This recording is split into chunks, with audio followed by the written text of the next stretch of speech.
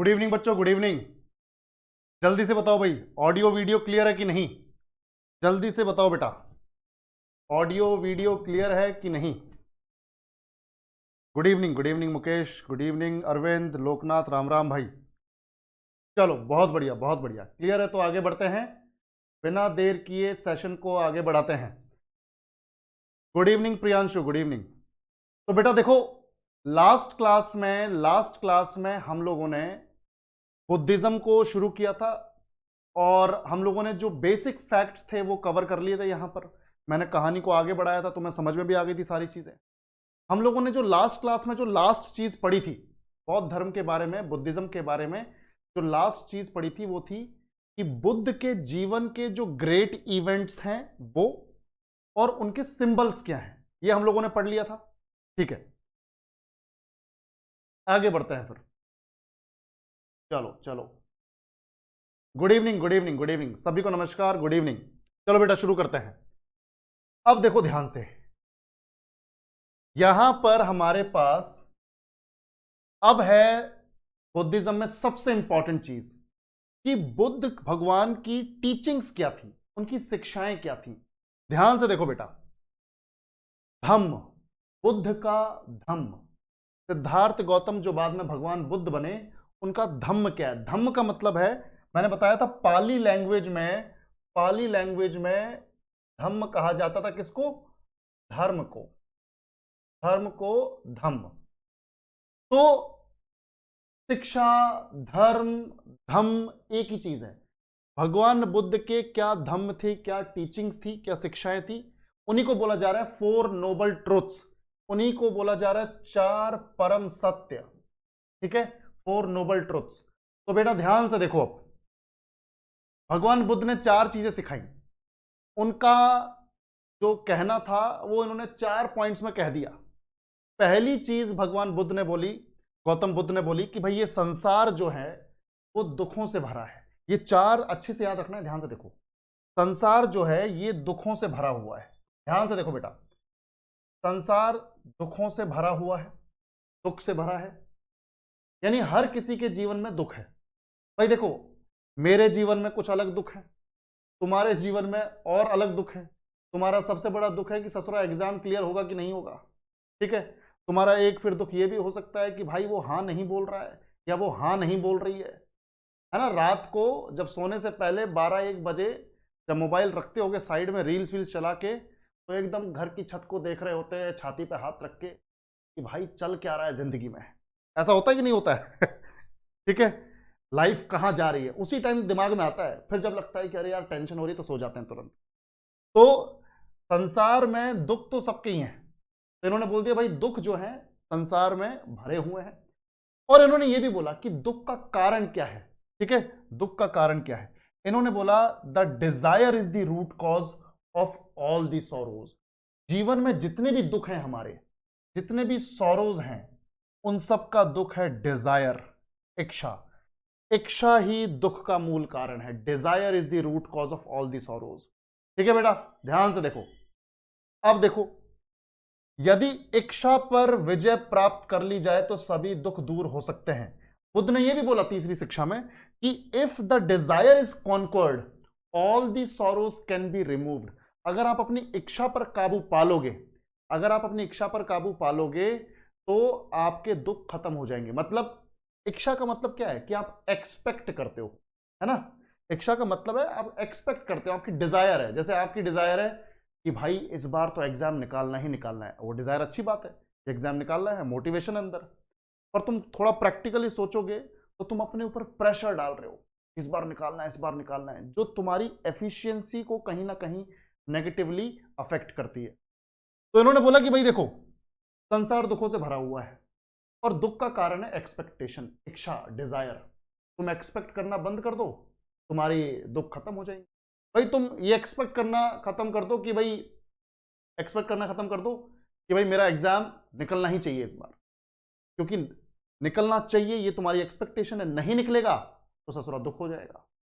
और तुमने पहले ही सोच लिया निकलेगा तो निकलेगा, ठीक है, वरना ऐसी की तैसी दोबारा तैयारी करेंगे। बस तुमने एक्सपेक्टेशन खत्म कर दी। अब जब रिजल्ट आएगा उसके लिए तुम ऑलरेडी तैयार हो। अच्छा हुआ तो अच्छी बात है, नहीं हुआ तो फिर से तैयारी में लग जाओगे, पर वो दुख नहीं होगा। जैसे हम लोग क्या करते हैं, इधर से मैसेज चेप रहे हैं, बहुत लंबा मैसेज, मैं तुमसे प्यार करता हूं, मैं तुम्हारे लिए जान भी दे सकता हूं, चांद तारे तोड़ के ला सकता हूं, ये कर दूंगा वो कर दूंगा, तुम एक बार हाँ कर दो सरकारी नौकरी ले लूंगा, ये सारा सब कुछ है। और उधर से क्या आता है, HMMM, तुम्हारी वहीं दिल जो है वो पिघल जाता है, टूट जाता है बुरी तरीके से कि ससुरा इतना लंबा मैसेज चेपा मैंने, तुमने एक्सपेक्ट किया कि लंबा आएगा उधर से कुछ, और तुमने क्या किया, वहां से देखा आ रहा है, तुम्हारा वहीं मन टूट गया। ठीक है, देखो अब ध्यान से, तो एक्सपेक्ट करना छोड़ दो भाई, एक्सपेक्टेशंस दुख देती हैं। ठीक है, तो यदि इच्छा पर विजय प्राप्त कर ली, एक्सपेक्टेशन पे विजय प्राप्त कर ली, तो बेटा सभी दुख दूर हो जाएंगे।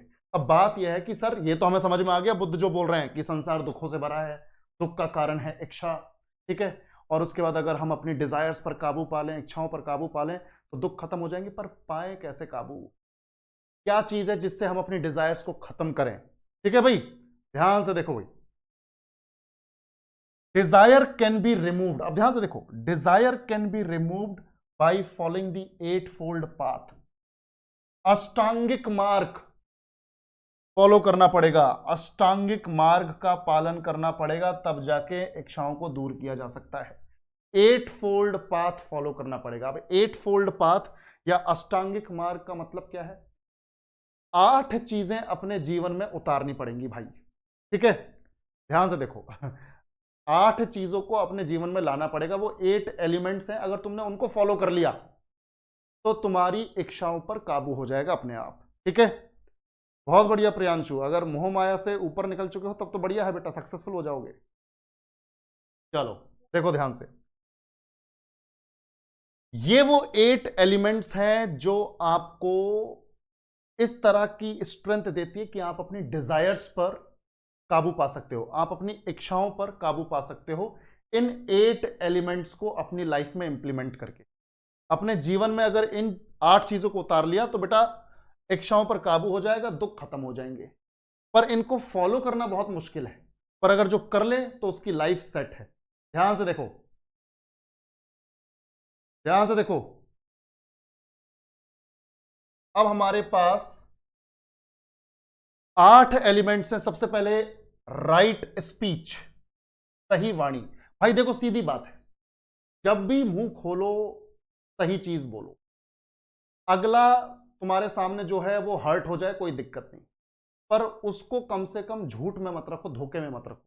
अगर कल को तुम्हारे सामने, मैं ऐसी एग्जांपल दे रहा हूं, अगर कल को तुम्हारे सामने कोई ऐसे आ जाए कि देख भाई मैं नए कपड़े पहन के आया हूं, कैसा लग रहा हूं, अगर तुम्हें लग रहा है कि वो ससुरा लग रहा है, तो बोल दो भाई तू लग रहा है, और दोबारा मेरे सामने पहन के मत आना। इससे होगा क्या कि भले वो उस टाइम के लिए हर्ट होगा, पर तुमने उसको एक ऐसी शिक्षा दे दी कि वो उस तरह के कपड़े पहनना बंद कर देगा, या ऐसे कपड़े पहनने से पहले सोचेगा। ठीक है भाई, सीधी बात यह है। तो जब भी आप बोलो सही चीज बोलो बिना झिझके। अगर आपको कोई चीज सही लगती है सही बोलो, अगर कोई चीज गलत लगती है तो उसे गलत बोलो। डिप्लोमेटिक होने की जरूरत नहीं है। अच्छा मैं शिक्षा नहीं दे रहा हूं, ये मैं ये बोल रहा हूं कि बुद्ध ऐसा बोलते थे। तुम ससुरे कहीं जाके अपनी लाइफ में बहुत बढ़िया तरीके से इंप्लीमेंट कर दो और फिर बोलो भवानी सर ने बताया था, ये तो बुद्ध बोल रहे हैं ऐसा, मैं वो बता रहा हूं। ठीक है, हाँ। अब देखो, राइट लाइवलीहुड, सही आजीविका, यानी आप अपने जीवन को सही तरह से जियो। सही तरह से जीने का मतलब है ईमानदारी के साथ जियो। अपने जीवन में किसी के साथ बेईमानी मत करो, किसी के साथ धोखाधड़ी मत करो, ईमानदारी से अपने जीवन को जियो, उसे बोलते हैं राइट लाइवलीहुड। जब सही तरह से जीवन जियोगे तो कभी कहीं फंसोगे नहीं, जब कभी कहीं फंसोगे नहीं तो दुख होगा नहीं, सीधी बात है। ठीक है, राइट थॉट, भगवान बुद्ध बोल रहे हैं कि आपके दिमाग में सही विचार आने चाहिए। हमारा तो दिमाग ही ससुरा गंदा हो रखा है, सही विचार आता ही कभी कभार है। ठीक है, ये बोल रहे हैं सही विचार। सही विचार का बच्चों यहां पे मतलब क्या है, राइट थॉट का मतलब यह है कि पॉजिटिव थॉट्स आने चाहिए। आप जितना पॉजिटिव रहोगे उतना पॉजिटिव ऑरा रहेगा आपके आसपास, उतनी ही पॉजिटिव चीजों को अट्रैक्ट करो। अगर आप नेगेटिव सोचोगे तो नेगेटिव चीजों को अट्रैक्ट करोगे और आपके जीवन में दुख आएगा। इसलिए बोला जा रहा है कि सही थॉट का होना, सही विचार का होना जरूरी है। ठीक है, अब तुम सेल्फ डाउट में रहोगे, भाई तैयारी कर रहे हो, इतना 5 6 7 महीने तैयारी की और उसके बाद सेल्फ डाउट है कि भाई होगा कि नहीं, इस बार एग्जाम निकलेगा कि नहीं निकलेगा। डर डर डर डर के अंदर तुम अपनी एफिशिएंसी कम कर लोगे, अपनी क्षमताओं को कम कर लोगे और फिर नहीं होगा और फिर दुख होगा। ठीक है, तो राइट थॉट, पॉजिटिव थॉट्स होने की जरूरत है, ऑप्टिमिस्टिक होने की जरूरत है। राइट एक्शन, जब भाई थॉट तुम्हारे क्लियर हो जाएंगे, पॉजिटिव थॉट्स रहेंगे तुम्हारे, तो तुम्हारे एक्शन भी सही होंगे। भाई जब थॉट्स ही नेगेटिव रहेंगे तो तुम्हारा एक्शन भी नेगेटिव जाएगा। अब तुम पॉजिटिव हो कि यार इस बार एग्जाम निकालना है, बहुत बढ़िया तरीके से निकालना है, ये मेरी प्लानिंग है, ये मेरी स्ट्रैटेजी है, ये मैं पीवाईक्यूज प्रैक्टिस कर रहा हूं, ये मैं फाउंडेशन कोर्स कर रहा हूं, यहां से नोट्स पढ़ रहा हूं। अगर तुम सारी चीजों को लेकर पॉजिटिव हो, प्लानिंग को लेकर पॉजिटिव हो, तो तुम्हारा जो एक्शन है वो भी सही जा रहा है, उसका रिजल्ट भी सही आएगा। तो सही डिसीजन लेना, सही कार्य करना बहुत जरूरी है, सही एक्शन। अब तुम्हें लग रहा है कि यार 2-3 घंटे पढ़ेंगे दिन के, एग्जाम निकल जाएगा 5-6 महीने, पर सही एक्शन वो है ही नहीं। घंटों की तो बात ही नहीं है, सिलेबस खत्म करना है। अब सिलेबस चाहे तुम 5 महीने में खत्म करो, चाहे 2 महीने में खत्म करो, या 4 महीने में खत्म, चाहे दिन के 2 घंटे पढ़ के करो, चाहे दिन के 12 घंटे पढ़ के करो, सिलेबस खत्म होना चाहिए। तो सही एक्शन लेने की जरूरत है सही रिजल्ट पाने के लिए, और जब सही रिजल्ट आएगा तो दुख तो होगा ही नहीं। उसके बाद राइट एफर्ट्स, राइट एफर्ट्स यानी सही मात्रा में आपको प्रयास करना होगा। अब तुम्हें कोई पूछे, तुम अब घर से दूर रह रहे हो, पापा पूछ रहे हैं बेटा तैयारी कैसी चल रही है, बेटा लगा रहे हैं सुट्टा, बेटा लगा रहे हैं दारू, ठीक है, बेटा कर रहे हैं मौज दोस्तों के साथ, और बोल रहे पापा तैयारी बहुत बढ़िया चल रही है, इस बार चिंता ना करो, बहुत बढ़िया तरीके से सिलेक्शन लेंगे और तुम्हारी कंगाली को दूर कर देंगे। पापा को दे दी गोली, सेम गोली मम्मी को दे दोगे, और उसके बाद दोस्तों के साथ मौज ली, फिर रात को सोचो भाई एक दिन और बर्बाद कर दी, पापा को भी, अरे भाई प्रेशर आ गया। ठीक है भाई, तो सही एफर्ट्स लगाने की जरूरत है बच्चों, ठीक है, सही अमाउंट ऑफ एफर्ट्स लगाने की जरूरत है, तब जाके पॉजिटिव रिजल्ट आएगा, उससे फिर तुम्हें खुशी मिलेगी, कोई दुख होगा नहीं। ठीक है, अब देखो बेटा ध्यान से, उसके बाद राइट कंसंट्रेशन, सही एकाग्रता, ध्यान से देखो, ध्यान से देखो बेटा, सही एकाग्रता, सही कंसंट्रेशन। अब हमारे साथ दिक्कत तो यही है, तो जरा फोन लेके बैठते हैं, चलो क्लास जब तक कर रहे हैं तब तक तो फोन ठीक है आसपास, कोई दिक्कत नहीं, क्लास के बाद भी सोच रहे हैं चलो एक बार थोड़ा सा रिलैक्स हो जाए, एक बार जाते हैं यूट्यूब की शॉर्ट्स पे, या फिर जाएंगे अपने इंस्टाग्राम की रील्स पर, एक बार स्क्रॉल करना शुरू किया ना, फिर तो वो चलता ही रहेगा, फिर तो वो चलता ही रहेगा, स्क्रॉल होता रहेगा। 10 मिनट के लिए खोला था, वो ससुरा 1 घंटा 10 मिनट कब हो गया पता ही नहीं चला, फिर लगेगा अरे आज का तो टाइम बर्बाद हो गया, अब कल से करेंगे। तुम्हारे कंसंट्रेशन की ऐसी तैसी। हमें डिस्ट्रैक्टेड नहीं रहना है, जब भी कोई हमें काम करना है we need to be focused, हमें एक तरीके से एकाग्र होने की जरूरत है, हमें कंसंट्रेशन बनाए रखने की जरूरत है, किसी भी काम को करना है, और फिर वो काम सही होगा तो दुख होगा। राइट रिमेंबरेंस, देखो भाई सीधी बात है, यहां पे लिखा हुआ है सही स्मृति, याददाश्त, ह्यूमन टेंडेंसी है ये, मानव की ये आदत है, क्षमता है कि भाई कोई उसके लिए 10 काम अच्छे कर दे, वो उसे याद नहीं रहेंगे, पर उस इंसान ने अगर एक काम गलत कर दिया तो वो जिंदगी भर याद रहेगा कि ससुरे ने ये काम किया था मेरे साथ, और इससे तो मुझे नफरत है, मैं इसको देखना नहीं चाहता। भले उस बंदे ने तुम्हारे लिए 10 काम अच्छे किए हों, वो तुम्हें याद नहीं है। तो इसका कहने का मतलब है कि अपने दिमाग में ऐसी स्मृतियों को, ऐसी यादों को संजोए रखो जो तुम्हें इंस्पायर करें, जो तुम्हें खुशी दें, जो तुम्हें पॉजिटिव बनाए। नेगेटिव चीजों को सोचोगे, नेगेटिव जो इंसिडेंट्स हैं उनको दिमाग में रखोगे, तो हमेशा उसका असर भी नेगेटिव ही होगा।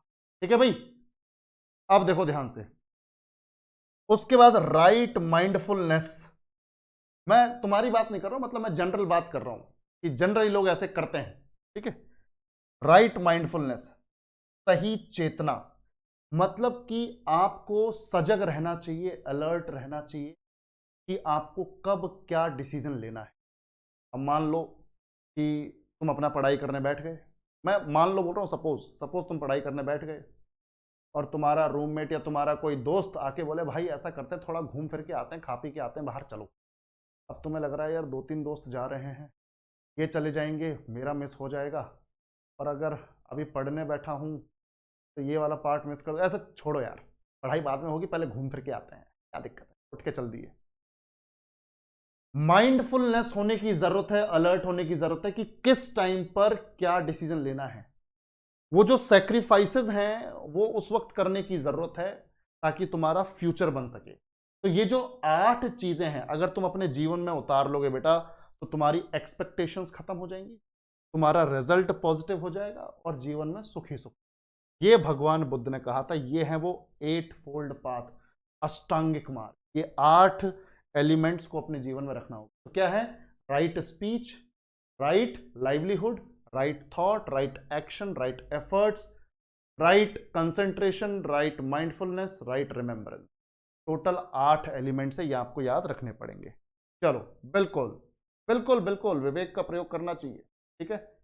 अब ध्यान से देखो, बिल्कुल बिल्कुल हो नहीं रहा है वो अलग बात है, तुम्हें करना चाहिए। एनीवेज, अब देखो, अब हमारे पास है बुद्धिस्ट काउंसिल्स। बेटा ध्यान से देखो, हमने इस पूरे चैप्टर में क्या क्या कवर किया अभी तक, ताकि तुम्हें यह ना समझ में आए कि कहां से क्या चीजें आ जा रही है। देखो, हम लोगों ने अभी तक क्या क्या कवर किया है। हमने पढ़ा था कि बुद्धिज्म किन 3 पिलर्स पे, 3 स्तंभों पर टिका हुआ है। बुद्ध धम्म संघ पढ़ा था हम लोगों ने। उसके बाद मैंने तुम्हें बताया था बुद्ध की लाइफ के बारे में, उनका इंट्रोडक्टरी फैक्ट्स। फिर मैंने बताया था कि किस वजह से बुद्ध ने घर छोड़ा और घर छोड़ के कहाँ गए, क्या किया, ज्ञान प्राप्त किया, फिर उसके बाद ज्ञान को बांटा, फिर पावापुरी में उनको सुअर का मांस खिला दिया, फिर कुशीनगर में जाके उनकी डेथ हो गई। ठीक है, वो सब हम पढ़ चुके हैं। उसके बाद हमने फिर लास्ट में पढ़ा था कि उनकी लाइफ के ग्रेट इवेंट्स और उनके सिंबल्स, वो भी हमने कल पढ़ लिया था। आज हमने पढ़ा कि बुद्ध की टीचिंग्स क्या हैं, बुद्ध की शिक्षाएं क्या हैं, 4 परम सत्य क्या हैं, वो हमने पढ़ लिया।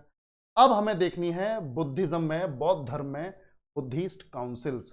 बेटा देखो, ये मैंने हिंदी में इसलिए नहीं लिखा क्योंकि ये टेबल फिर बन नहीं पाता, पर मैं जहां जरूरत होगी, जहां मुझे लगेगा ट्रांसलेशन की जरूरत है, मैं खुद कर दूंगा, डोंट वरी, ठीक है। और पीडीएफ तुम्हें एज इट इज मिलेगी, तो कोई लोड लेने वाली बात नहीं है। बुद्धिस्ट काउंसिल्स का मतलब है बच्चों, बौद्ध धर्म की बैठकें, ठीक है, बौद्ध धर्म की बैठकें। मैं बहुत सिंप्लीफाई तरीके से बता रहा हूं। अब तुम बोलोगे सर बौद्ध धर्म की बैठकों का मतलब क्या है? देखो, एंशियंट टाइम में, प्राचीन काल में, हर धर्म में कुछ ना कुछ कमियां तो होती थी। आज भी हमारे हिंदुइज्म में कुछ ना कुछ कमी है, इस्लाम में कुछ कमी है, सिखिज्म में कुछ कमी है, अपने क्रिश्चियनिटी में कुछ कमी है। मतलब कोई भी धर्म परफेक्ट नहीं है और हमेशा उसमें गुंजाइश रहती है कि उसे सुधारा जा सके। तो जब बुद्धिज्म और जैनिज्म शुरू हुए, बौद्ध धर्म और जैन धर्म शुरू हुए, तो इनमें कई सारी कमियां थी। तो over the period of time, समय के साथ इन्होंने अपनी कमियों को दूर किया। उन कमियों को दूर करने के लिए, उन कमियों को पहचानने के लिए धर्म की बैठकें होती थी।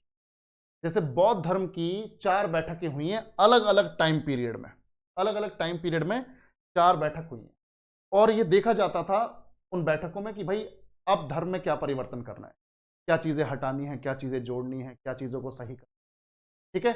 तो बौद्ध धर्म की 4 बैठकें हुई। चारों बैठकों का ऑब्जेक्टिव ये था, पर्पस ये था कि अगर हमारे धर्म में कमी है तो उसे सुधार। अब 4 काउंसिल्स हुई हैं, 4 बैठकें हुई हैं, पहली, दूसरी, तीसरी, चौथी, ठीक है। और हमें याद कैसे करना है? हमें बेटा हॉरिजॉन्टली याद नहीं करना है, याद रखो, हॉरिजॉन्टली याद नहीं रखना है। We need to learn these facts vertically, ठीक है। रो वाइज नहीं जाना, कॉलम वाइज जाना है, ठीक है बेटा। तो ये जल्दी याद हो जाएगा। जैसे सबसे पहले देखो काउंसिल नंबर, ये तो मालूम है 4 है, 1 2 3 4 खत्म। टाइम पीरियड, इन 1 2 3 4 का टाइम पीरियड क्या है? सबसे पहले देखो, पहले वाली जो काउंसिल है बच्चों, वो 483 बीसी में हुई। जिस ईयर में बुद्ध की डेथ हुई थी, मैंने तुम्हें बताया था 563 बीसी में, बिफोर कॉमन एरा, यानी ईसा पूर्व में 563 बीसी में उनका जन्म हुआ और 483 बीसी में उनकी डेथ हो गई, 80 साल की एज। तो जिस साल उनकी डेथ हुई उसी साल पहली बैठक हो गई बुद्ध, ठीक है। तो 483 बीसी पहली बैठक, जब बुद्ध की डेथ हुई उसी साल। अच्छा, दूसरी बैठक, अब देखो, पहले ऐसे याद रखना है हमें, ऐसे नहीं जाना। जो पहली बैठक है वो 483 बीसी में, दूसरी बैठक बेटा 100 साल बाद हुई है, 100 ईयर्स के लेटर, 100 ईयर्स लेटर हुई है, 100 साल के बाद हुई है, 383 बीसी में, 383 बीसी में। तो 483 383, 483 383, याद हो जाएगा 483 383। फिर ये फिगर तो तुम याद कर सकते हो बेटा 250, 483 383 250, 483 383 250, ठीक है 483 383 250, 483 बस ये वाला याद रखो, ये वाला याद रखो कि भगवान बुद्ध की डेथ हुई थी 483 बीसी। उसके बाद 100 साल बाद एक दूसरी मीटिंग होती है 383, फिर फिगर याद आ जाएगा ऑटोमेटिकली 250। और ये वाला फिगर तो देखो, ये तो 3 डिजिट वाला है, ये अकेला सिंगल डिजिट वाला है 72 एडी, यानी जीसस के बर्थ के, ईसा मसीह के जन्म के 72 साल बाद 72 ईयर्स लेटर हमारी चौथी काउंसिल। तो 483 383 250 72, ये तीनों बीसी, ये एडी, ठीक है, या एडी लिखो या फिर सीई लिखो, एक ही बात है भाई। टाइम पीरियड अगर सबको समझ में आया तो रिस्पॉन्ड करो बेटा सभी लोग, ठीक है। टाइम पीरियड सबको समझ में आया, याद हो गया 483 383 250 72, सभी लोग रिस्पॉन्ड करो बेटा जल्दी से कमेंट सेक्शन में। चलो बहुत बढ़िया बहुत बढ़िया, इस ससुरों को सबको यहीं क्लास में याद कर लेंगे, टेंशन मत लो, ठीक है। अब देखो अब क्या करना है, अब क्या करना है, देखो ध्यान से, प्लेसेस याद रखनी है कि पहली काउंसिल कहां हुई, दूसरी कहां हुई, तीसरी कहां हुई, चौथी कहां हुई। सबसे पहले देखो, ये पहले दिमाग में बैठाओ कि जो पहली 3 काउंसिल्स हुई हैं, 4 में से जो 3 काउंसिल्स हुई हैं ये बिहार में हुई हैं, दिमाग में बैठा लो। ये शुरुआती तीनों कहां हुई हैं, बिहार में। और बिहार में कहां कहां, ये वो 3 शहर हैं जो अलग अलग टाइम पर मगध महाजनपद की राजधानी कैपिटल्स रही हैं। मगध महाजनपद की डिफरेंट टाइम पीरियड्स में कैपिटल्स रही हैं ये। अब मैं तुम्हें बताता हूं, इन जगहों को मार्क करते हैं, ठीक है, इन जगहों को मार्क करते हैं। देखो पहली हुई है राजगृह में, आज इसे राजगीर बोलते हैं बिहार में। इसे क्या बोलते हैं बच्चों आज के टाइम में, राजगीर, इसे बोलते हैं बच्चों राजगीर। पहले राजगृह बोलते थे, और उससे भी पहले बोलते थे राजगाह, ठीक है, राजाओं का घर। राजगृह का मतलब क्या है, राजाओं का घर, ठीक है, तो कैपिटल होती थी।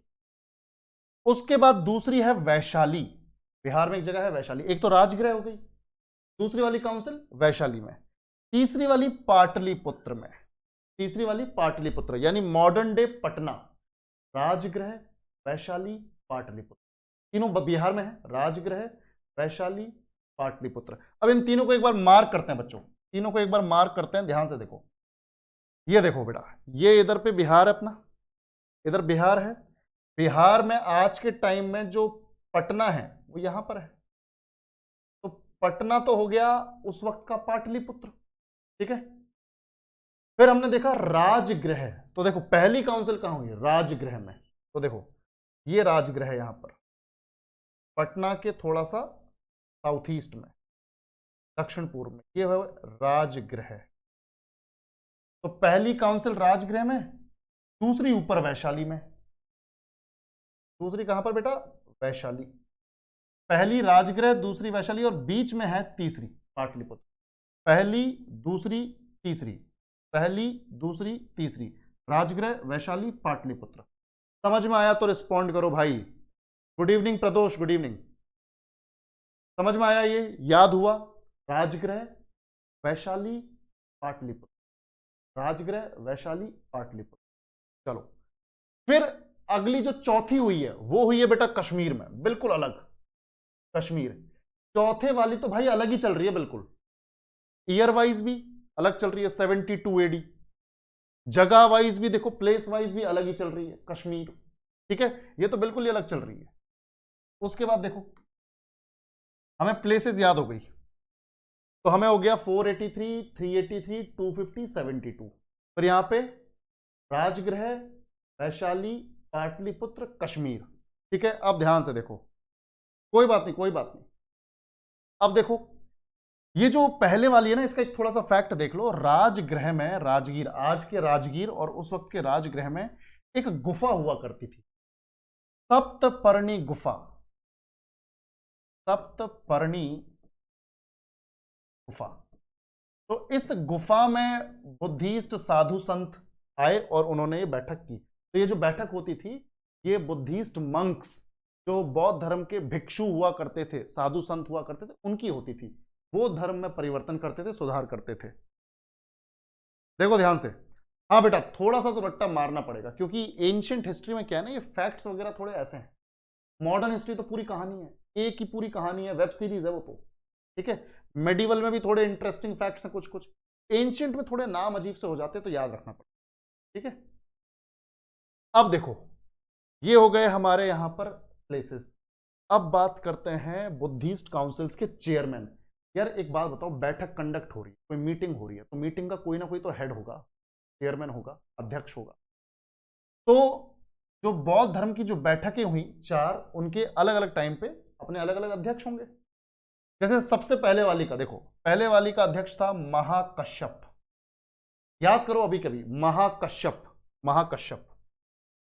दूसरे वाली का था सर्वकामी, सर्वकामी, महाकश्यप सर्वकामी, महाकश्यप सर्वकामी। और तीसरे वाले का नाम अजीब है, तो वैसे याद हो जाएगा, मोगली पुत्त तिस्स, ये डबल एस आएगा, मोगली पुत्त तिस्स, मोगली पुत्त तिस्स, ठीक है। तो महाकश्यप सर्वकामी, महाकश्यप सर्वकामी, मोगली पुत्त तिस्स, ठीक है, मोगली पुत्त तिस्स, यानी महाकश्यप सर्वकामी फिर अजीब सा नाम, मोगली पुत्त तिस्स, ठीक है। और अब ध्यान से देखो बेटा, ध्यान से देखो, अब हमारे पास है वासुमित्र और अश्वघोष। मैं तुम्हें बोल रहा हूं कि ये चौथी वाली ना भाई अलग ही चल रही है। देखो 3 डिजिट्स की ईयर्स हैं, यहां 72 दो की, ये तीनों जगह बिहार की है, कश्मीर, यहां एक एक है, यहां पे 2 हैं अध्यक्ष। बेसिकली अध्यक्ष तो क्या थे, वासुमित्र थे, अध्यक्ष तो वासुमित्र थे, पर इनको सपोर्ट कर रहे थे, इनको हेल्प कर रहे थे अश्वघोष भी। तो वासुमित्र और अश्वघोष, वासुमित्र और अश्वघोष, बिल्कुल बिल्कुल कीर्ति।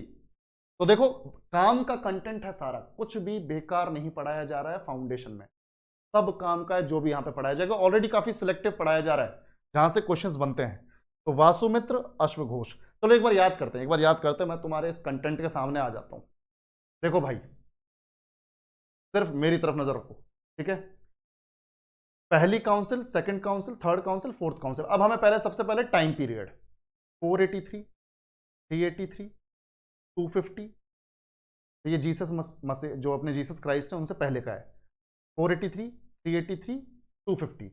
और फिर उनके जन्म के बाद 72 एडी।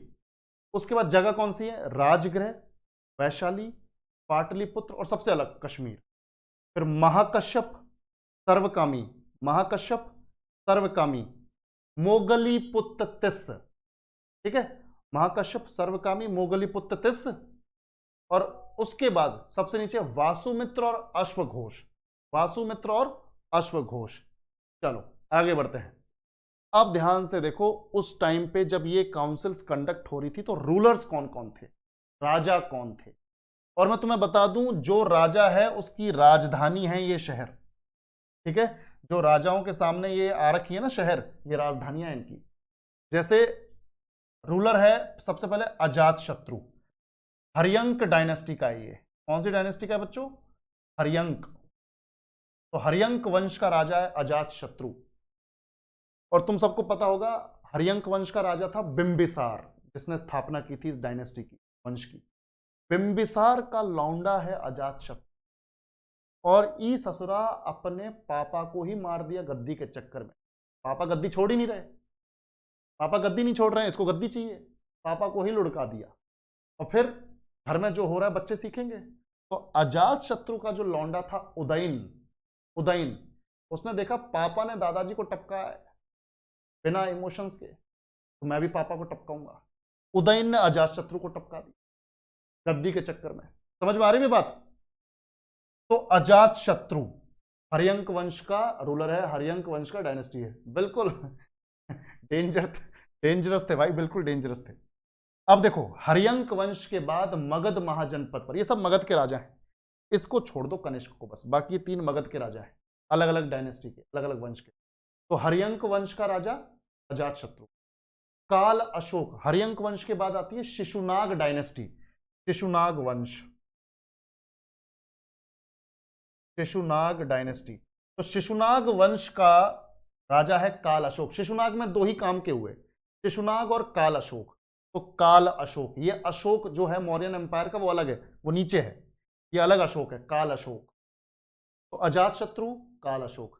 थर्ड काउंसिल तुम्हें याद हो जाएगी अच्छे से अब, क्योंकि ये हुई है द ग्रेट अशोक के टाइम पर, अशोक द ग्रेट के टाइम पर। ठीक है भाई, अशोक चंद्रगुप्त मौर्य का पोता, बिंदुसार का लौंडा। ये बिंबिसार का है, ये बिंदुसार का। ठीक है, अशोक। और उसके बाद है बेटा कनिष्क, कुषाण डायनेस्टी का। ये तो हो गया मौर्यन एम्पायर का अशोक, तो ये तो हो गया मौर्यन डायनेस्टी का, और कनिष्क हो गया कुषाण डायनेस्टी का, कुषाण। ठीक है, चलो बेटा जल्दी से याद करो, अजात शत्रु, काल अशोक, अशोक, ये तो दोनों याद ही हो जाएंगे। अजात शत्रु सबसे पहले, काल अशोक अशोक, काल अशोक अशोक, काल अशोक अशोक। ठीक है, और उसके बाद कनिष्क, के बाद कनिष्क। मतलब ऐसे याद रख लो, देखो एके एके। ठीक है, एके एके याद हो जाएगा, एके एके करके। बिल्कुल डॉली, गद्दी के चक्कर में पावर चाहिए बेटा, सबको पावर चाहिए। ठीक है, एक एक याद कर लो, अजातशत्रु, काल अशोक, अशोक, और उसके बाद कनिष्क। चलो आगे बढ़ते हैं। बिल्कुल कुर्सी का चक्कर है बाबू भैया। देखो आगे बढ़ो। अब मेन काम, मेन जो चीज है इस पूरे टेबल में वो है बेटा वो कि काउंसिल में डिसीजन क्या लिया गया, काउंसिल में डिसीजन क्या लिया। ध्यान से देखो इसको और समझते हैं, इसको और समझते हैं, फिर आज की क्लास खत्म। कल बौद्ध धर्म की लास्ट क्लास होगी, और उसके बाद बेटा ये जो पोर्शन है बौद्ध धर्म वाला ये खत्म। ठीक है, ध्यान से देखो, यहां पर देखो डिसीजन क्या लिया गया। पहली काउंसिल में क्या होता है, जब पहली काउंसिल हुई, जिस साल बुद्ध की डेथ हुई, इस साल पहली काउंसिल हुई, राजगृह में हुई, महाकश्यप चेयरमैन था, अजातशत्रु उस वक्त रूलर। इसमें क्या हुआ, मैंने तुम्हें बताया था अपने बुद्ध के दो तीन बहुत बढ़िया चेले थे, बहुत दो तीन डिसाइपल्स थे। जैसे आनंद, फेवरेट डिसाइपल जो था भगवान बुद्ध का वो था आनंद। ठीक है, फिर एक दूसरा चेला था उपाली, उपाली। एक था सरिपुत्त, सरिपुत्त।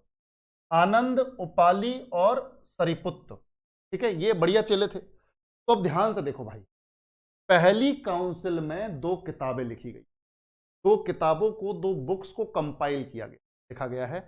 देखो ध्यान से, पहली किताब है विनय पिटक। पिटक का मतलब होता है पुस्तक, पाली लैंग्वेज में, पाली लैंग्वेज में उस जमाने में पाली और प्राकृति चलती थी, पाली लैंग्वेज में पिटक का मतलब होता है पुस्तक। तो विनय पिटक, विनय पिटक।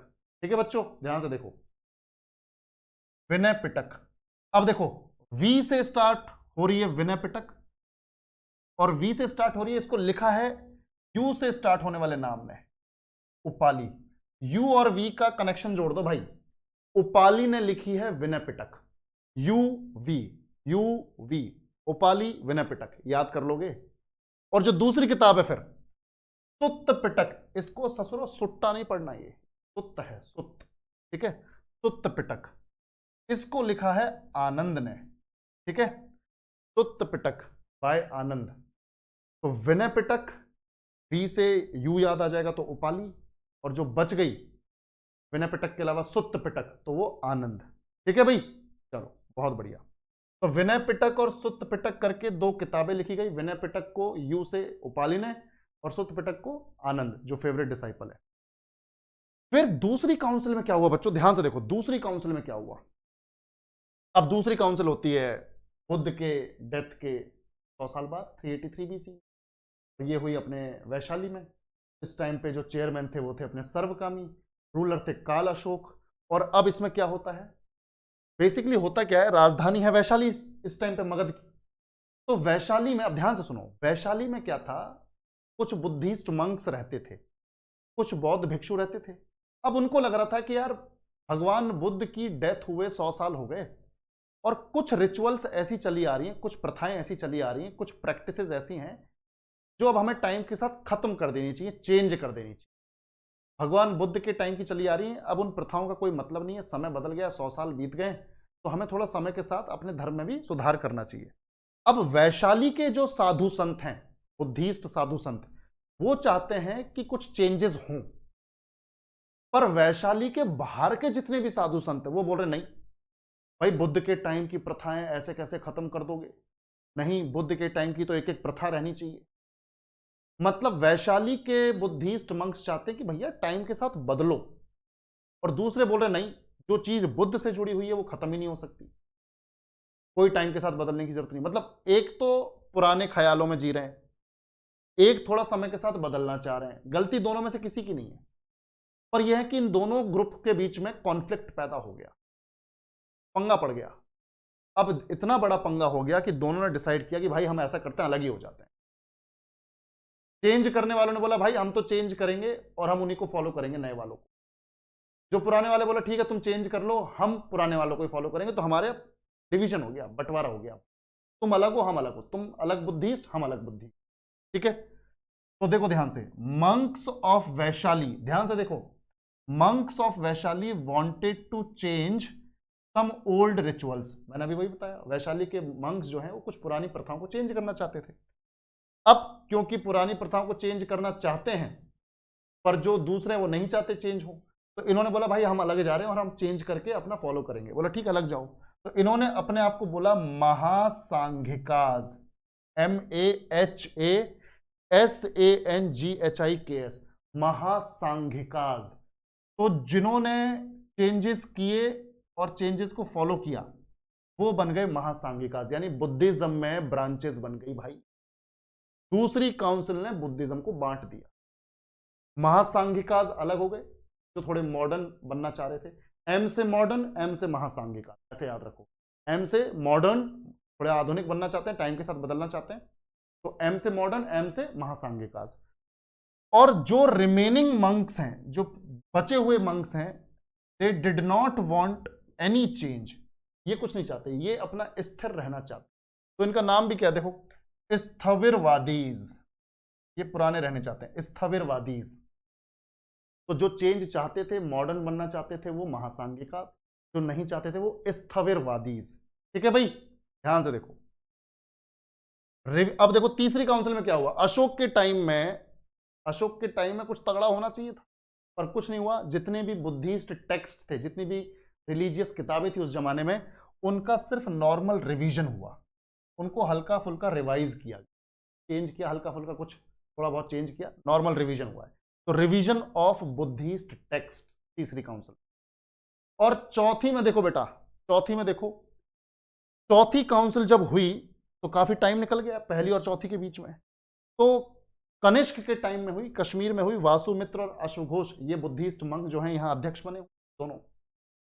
अब क्या होता है, ध्यान से देखो, महासांघिकाज बन गए महायान, अब नाम चेंज हो गए, महासांघिकाज बन गए महायान। तो एम से महासांघिकाज, एम से महायान, महासांघिकाज का नाम चेंज होके हो गया महायान। और जो स्थविरवादी थे, जो पुराने थे, उनका नाम हो गया हीनयान। तो आज के टाइम में बुद्धिज्म 3 ब्रांचेस में है। हीनयान जो एक्चुअल टीचिंग्स हैं, बुद्धा की प्रैक्टिसेस, उनको फॉलो करते हैं। महायान जो थोड़े मॉडर्न हुए, एम से महासांघिकाज, एम से महायान। और एक और ब्रांच बन चुकी है वज्रयान, इनको कल मैं डिस्क्राइब करूंगा डिटेल में, तुम्हें मजा आ जाएगा। इतना समझ में आया ये पूरा टेबल? तो बताओ भैया, रिस्पॉन्ड करो। क्लियर है? सभी लोग रिस्पॉन्ड करो जल्दी से। समझ में आया? कोई टेंशन तो नहीं, कोई दिक्कत तो नहीं बेटा? जल्दी बताओ, जल्दी बताओ बेटा, जल्दी बताओ। सभी लोग रिस्पॉन्ड करो। तुम्हें हिस्ट्री में समझ में आ रहा है कि नहीं आ रही है? चीजें ऊपर से तो नहीं जा रही हैं? चलो ठीक है, ठीक है, बहुत बढ़िया। हाँ तुम्हारा बिल्कुल बिल्कुल बिल्कुल, चलो बहुत बढ़िया, बहुत बढ़िया। तो सुनो मेरी बात, ये हमारा हो गया आज का कंटेंट खत्म। मुझे लगा था ये क्लास थोड़ी लंबी चली जाएगी, पर तुम लोग थोड़े, लग रहा है कि बढ़िया रिस्पॉन्ड कर रहे थे, जल्दी जल्दी याद कर लिया। मुझे लगा याद करवाने में थोड़ा टाइम लगेगा, पर कोई बात नहीं, टाइम से खत्म हो गया कंटेंट। तो बेटा कल ये बुद्धिज्म खत्म हो जाएगा पूरी तरह से। कल हम पढ़ेंगे तीनों ब्रांचेस बुद्धिज्म की, कि हीनयान, महायान और वज्रयान में फर्क क्या है। और कल ही पढ़ेंगे बुद्धिस्ट टेक्स्ट, इनका लिटरेचर, इनका साहित्य। 8 किताबें हैं, उन 8 किताबों में क्या क्या लिखा हुआ है वो याद करेंगे क्लास में ही, क्लास में याद हो जाएगा, सिंपल है, ठीक है। और उसके बाद तुम रिवाइज कर लेना। तो आज की क्लास हमारी यहीं खत्म होती है। अगर कोई डाउट है तो पूछ लो, अभी अपने पास टाइम है हल्का, कोई डाउट है तो पूछ लो, 2-3 मिनट एक बार कोई डाउट ले लेते हैं। अच्छा कीर्ति, वो स्टोरी जो है कल खत्म हो जाएंगी, कल बिल्कुल आखिर में लेके आऊंगा, ठीक है, टेंशन ना लो।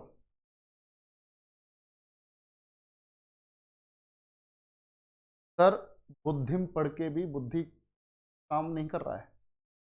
अरे कहा हो गया दुबे जी, काहे परेशान हो?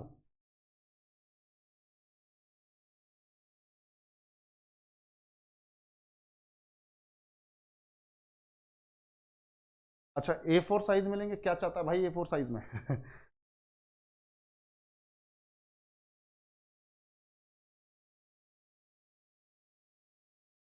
इंडस वैली सिविलाइजेशन से रिलेटेड है महलुआ, मैं बताऊंगा।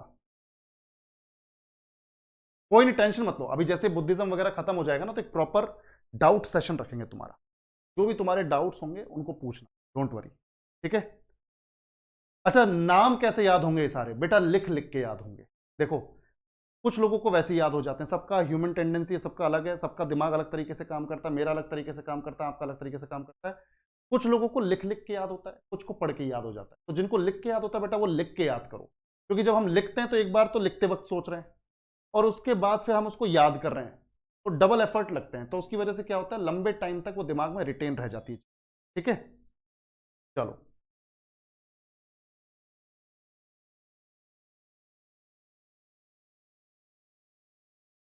अच्छा यार देखो अयान, इसको लेकर क्या है कि थोड़ा सा अलग अलग पॉइंट ऑफ व्यूज हैं कि उनकी बॉडी को क्रिमेट किया गया या फिर उनको दफन किया गया। कोई लोग बोलते हैं कि उन्हें दफन किया गया क्योंकि उनके जो रिमेनिंग पार्ट्स थे जिनको रखा था हमने, उनको हमने दफन किया और उसके ऊपर स्तूप बनाए। कोई लोग बोलते हैं कि हिंदुइज्म के हिसाब से उनको क्रिमेट किया गया। तो इसको लेकर अलग अलग थ्योरीज हैं, पर तुम इसे दफन करने से ज्यादा रिलेट करो, क्योंकि उनके रिमेन्स को भी हमने दफन ही किया है, ठीक है। बिल्कुल बिल्कुल कीर्ति, मैंने नोट कर लिया, समझ गया मैं, ठीक है। इसको भी डिस्कशन में लेके आ जाएंगे, इसको शामिल कर लेंगे, मेलुहा और सुमेरियन, ठीक है। डोंट वरी, आ जाएगा आ जाएगा, ठीक है, एंशियंट हिस्ट्री का ही पार्ट है ये भी। चलो बेटा, तो आज के लिए यही सेशन को खत्म करते हैं, कल मिलते हैं अपने टाइम पर। Thank you so much, take care, bye bye.